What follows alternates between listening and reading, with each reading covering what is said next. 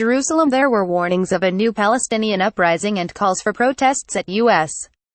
embassies, dire predictions that hopes for peace would be dashed irretrievably, and expressions of relief from Israelis who have waited a half-century for the world to remove the asterisk next to Jerusalem's name. Yet on the whole, the responses in the region to reports that President Donald Trump will declare Jerusalem the capital of Israel, something no U.S. president has done in the nearly 70 years since Israel's founding, remained hedged, if not entirely restrained, on Saturday.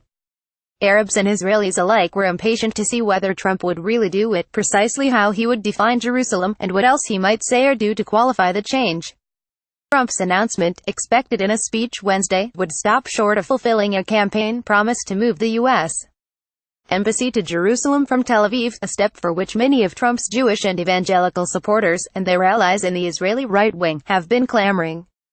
For Israelis, it would acknowledge the obvious that their government sits in Jerusalem, mainly on its western side, though the United States, along with the rest of the world, has not recognized the Holy City as Israeli territory, particularly since the Arab-Israeli War of 1967, when Israel conquered East Jerusalem. President Trump timeline, appointments, executive orders, guide to actions in first 200 days that Trump will declare it. "I'm glad, in case anyone was in any doubt," said Betty Mizrahi, 40, a government worker living in Har Homa, a neighborhood built on captured territory. "Jerusalem was always the capital. That people deny it is another matter.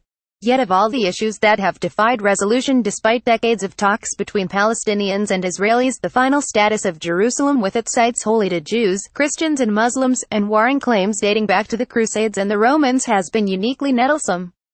The United States has taken pains to refrain from recognizing the city as Israel's capital, precisely to avoid being seen as prejudging the outcome of peace talks, in which Palestinians seek to make East Jerusalem the seat of their eventual government." Hanan Ishrawi, a member of the Palestine Liberation Organization's Executive Committee, said dispensing with that long-standing reticence would reveal the United States as so incredibly one-sided and biased that it would be the total annihilation of any chances of peace, or any American role in peacemaking. "They're sending a clear message to the world, we're done," she said. While moving the embassy would require little more than putting a new sign on existing U.S. consular offices in Jerusalem, Trump's declaring Jerusalem the capital would carry great symbolic power, Palestinian officials said. "If anything, it is worse, actually," said Nasser al-Qidwa, a member of the Central Committee of Fatah, the dominant Palestine Liberation Organization faction, and a nephew of Yasser Arafat, its one-time leader. "Recognition matters," he said, "not the stones of an embassy building." Mahmoud Habash, an advisor to Palestinian President Mahmoud Abbas, said Saturday that if Trump were to recognize Jerusalem as Israel's capital, it would amount to a complete destruction of the peace process.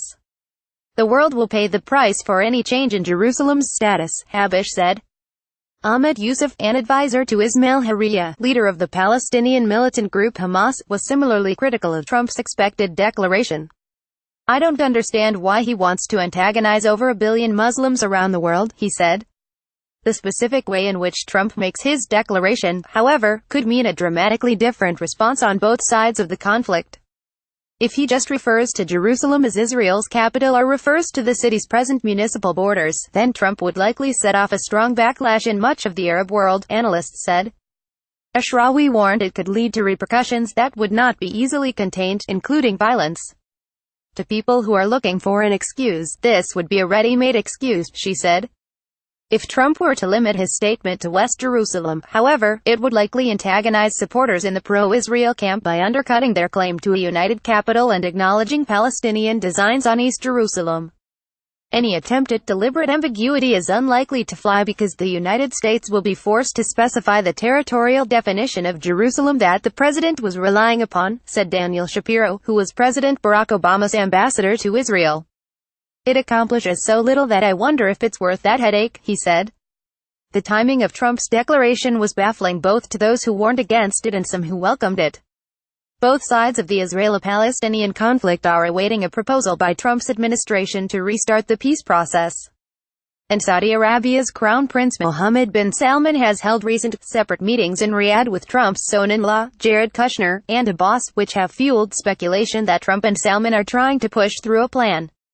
In Gaza, Hamas issued a statement calling on Palestinians to incite an uprising in Jerusalem so that this conspiracy does not pass. Yusuf, the advisor to the Hamas leader, said Trump's move would drive up anti-American sentiment and decimate whatever goodwill they have here. Information for this article was contributed by staff members of the Associated Press. A section on 12,032,017.